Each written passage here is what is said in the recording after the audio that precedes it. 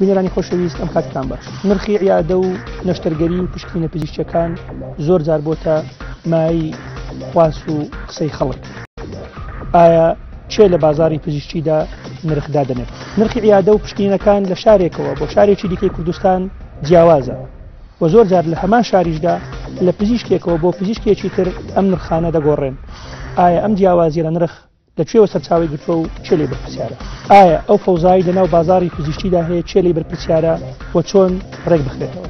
ئەم پرسیارانە و چەندین پرسیاری دیکەی تایبەت بە نرخی عیادە و بازاری پزیشکی لە کوردستان لە بەرنامەی دیالۆ دەروون دەخینە ڕوو. ئێوەش بە سەرنج و تێبینەکانتان بەرنامەکە دەوڵەمەندە دەکەن.